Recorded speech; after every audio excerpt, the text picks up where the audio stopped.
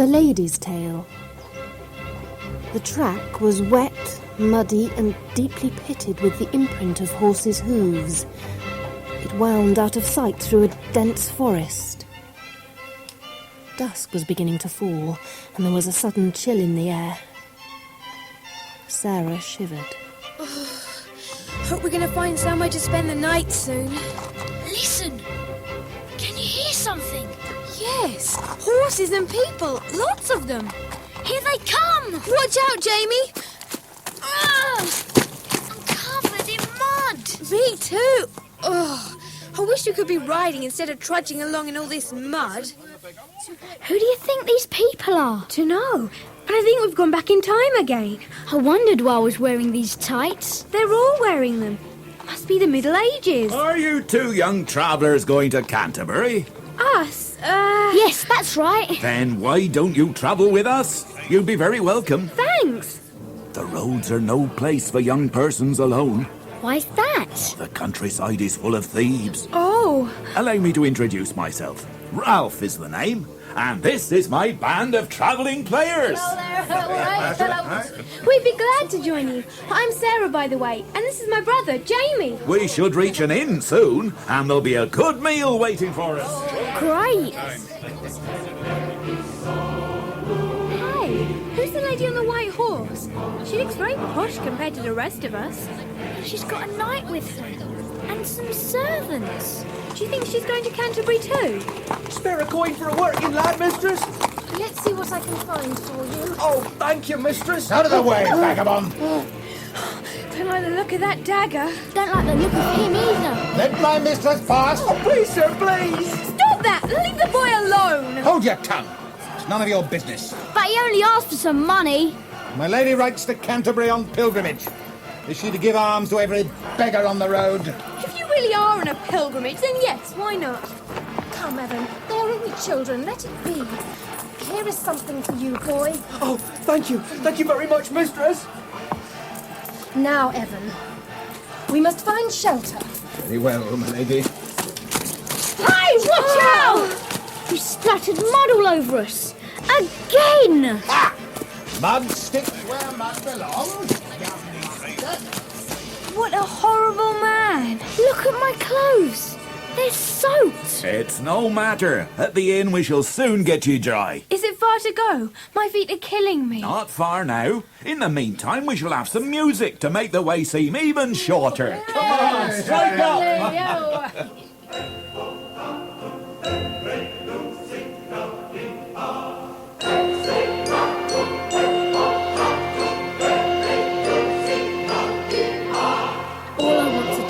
Is sit down and never get up again. Oh, I don't think I'm going to be able to get up again. I'm aching all over. Here, have some supper. Thanks. There. Thanks. That should make you feel better.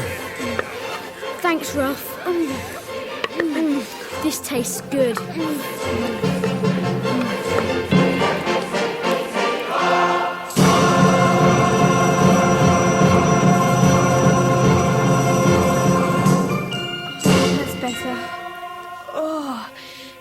Go to bed now.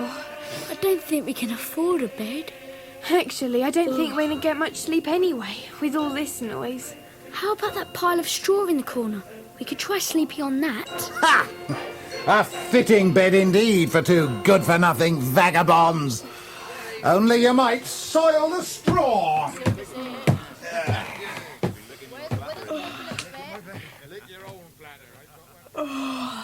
I suppose he's got a nice bed waiting for him upstairs.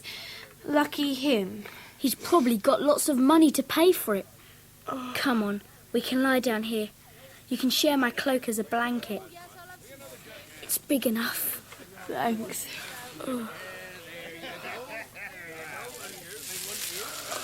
Good night. Night.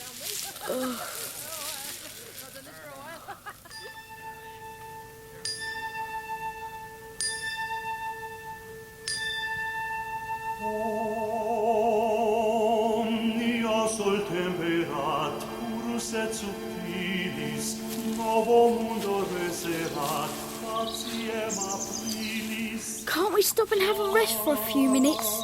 I'm really tired. But we've come only a few miles. Is something amiss? He's been ill, but he's much better now, aren't you, Jamie? Am I? I know. We'll sing one of our special songs to help you march along. It's about a knight who rode out on a pilgrimage. Rode?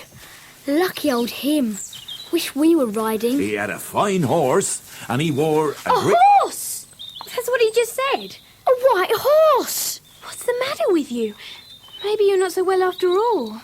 No, look! The white horse! Over there behind the trees! You're right! It must be that lady's horse. But where's the lady? There must be something wrong. Let's go and find out. Come on, Jamie! I'd better come with you. It's not safe around these parts.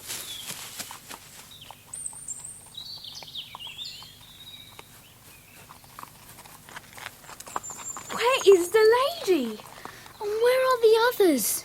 Ralph, what could have happened to them? They may have been set upon by robbers.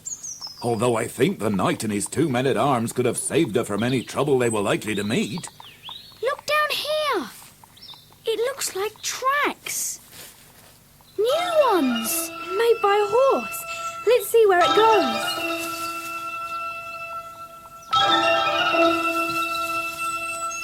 Sarah, look what I found! What is it? Don't know. Looks like a piece of red glass. Looks uncommonly like a ruby to me, young master. Here, you keep that safe. There might be a reward for finding it. Really? Yes. And it looks as if someone's been this way recently. I think I can hear someone. Over there, behind those trees. You're right. It's that lady in the blue cloak. And she's crying. Wonder why. We'd better go and find out.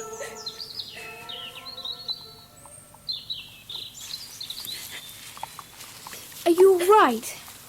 What happened? They came out of nowhere. They attacked us and dragged us from our mounts. Now our horses have run away too. You don't look too good. Who were they? Did you see? Oh, I don't know. They came at us from behind. They took everything. We found your horse. You did? Where? In the clearing back there. It looks all right. The pack pony, did you see that? It had all the baggage. I'm afraid there's no sign of it, my lady. Perhaps that's what they were after. All the treasure. What treasure's that? We were bringing it to the shrine of St. Thomas à Becket at Canterbury. Treasure of money and gold. It cannot be replaced. And what makes it worse, that it was not even mine in the first place. I don't understand. It was promised by my uncle in his will as an indulgence for his sins on this earth. My father is too unwell to travel, and so I brought it. And now it is lost. I think we'd better get back to the others. Safety in numbers. Come, my lady. You'd better ride with us. Oh, thank you. You have been very kind.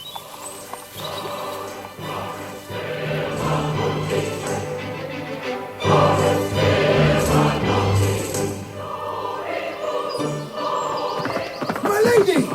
Evan! Lady Isabel, what has happened? Where is the pack horse and the baggage? Good question. They took everything. And I was dragged from my steed. Sweet saviour. Who would dare attack a defenceless woman? Oh, my lady, if only I'd stayed with you instead of riding on. Do not blame yourself, Evan. You were not gone long, and there seemed no danger. We went to a farmhouse to buy milk and bread. Somebody must have been watching us, my lady. As soon as they saw us leave you... I think it best we all move on. Not wise to linger too long in one place on the road. Allow me to help you, my lady. Oh, thank you. But I think I shall walk a while instead of riding. Your music and songs will heal my spirits. I will join you, my lady. Why, thank you, Evan. Sarah, did you see that? What? Under his cloak, a dagger with lots of precious stones on it. And there was one missing. The ruby? Yes.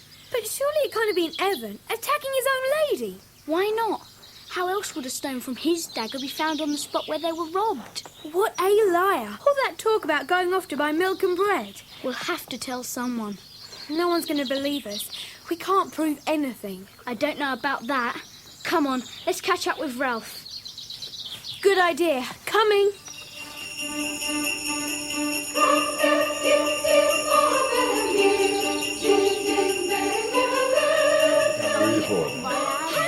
Hey, Ralph! I wondered where you two had got to.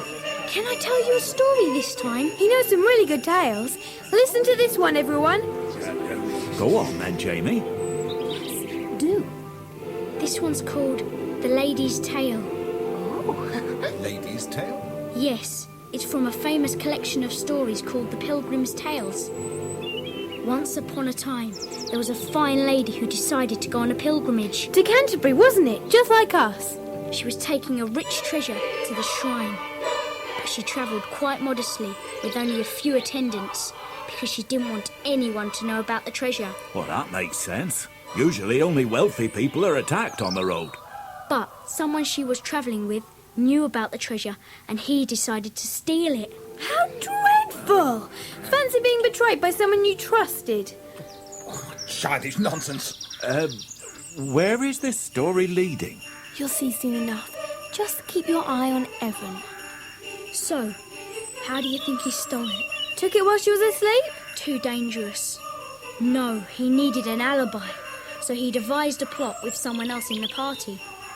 They would ride off together and then return and steal the treasure. Goodness! I don't know how the other person could have trusted him. Anyone who could think up all that must be a knave. He wouldn't be very likely to share the proceeds at the end of the day. How much longer is this wretched story going to go on? Oh, not much longer. Anyway, to go on with the story, he wasn't going to share it with anyone, you see. But what he didn't realise was that he'd made one very big mistake. What was that?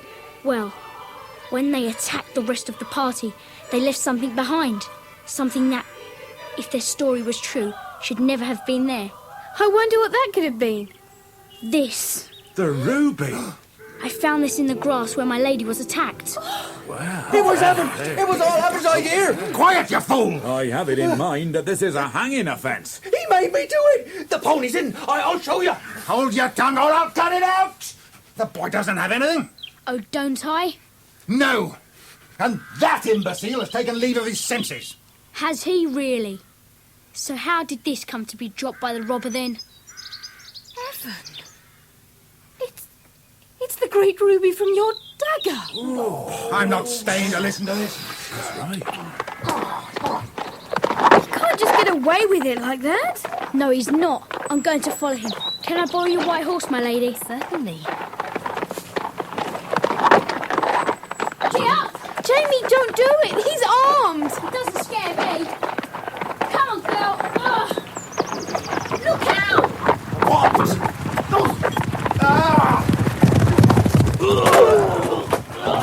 What's happening? It looks as if that branch has knocked Evan off his horse. Is he unconscious? Well, he's not moving. Did you see that? That was a tidy piece of riding, young master. Evan's going to have quite a headache when he wakes up. What are you going to do with him? We'll turn him over to the sheriff when we reach the next inn. But first, this miscreant here can show us where the pack horse and baggage are hidden. Oh, yes, sir. That I will.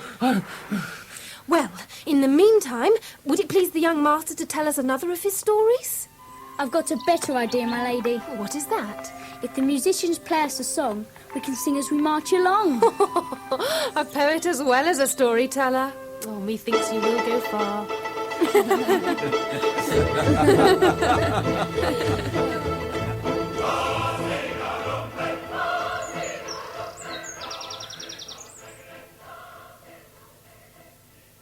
The music in The Lady's Tale is taken from Carl Orff's Carmina Burana.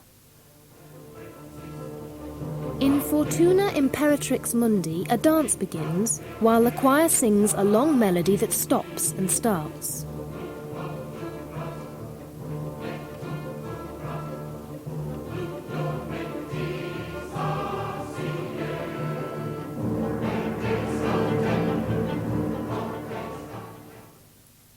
The music rises to a frightening climax.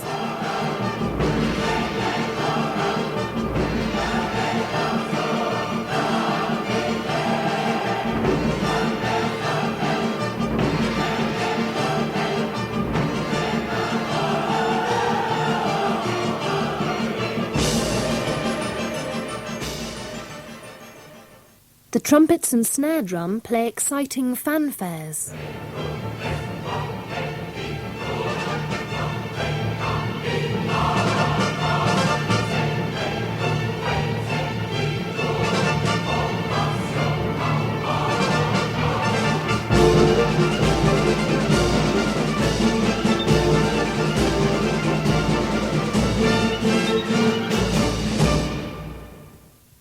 At the start of Primavera, a high chirping figure is played 3 times by woodwind and pianos to the accompanying brittle sound of the xylophone.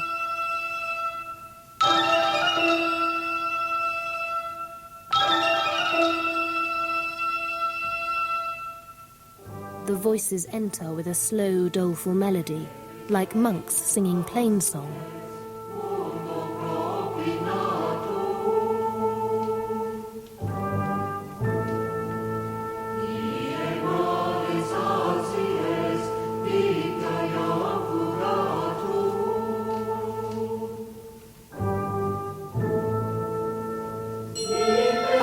Strikes 4, and a solo voice welcomes the sunrise.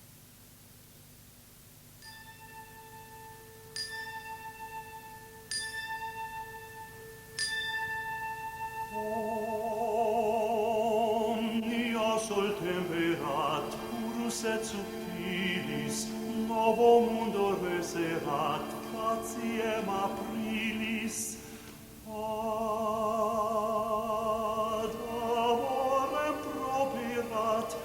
Animus irilis, et iocundis imperat, Deus puerilis.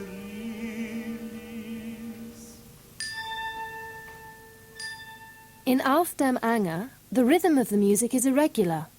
1, 2, 3, 4, 1, 2, 3, 1, 2, 3, 4, 1, 2, 3, 1, 2, 3.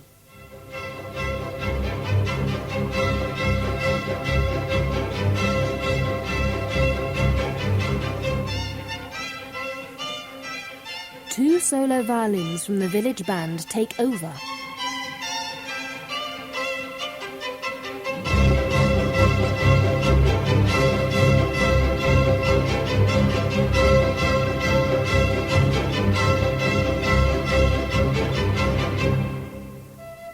Then we hear an unusual duet for flute and timpani.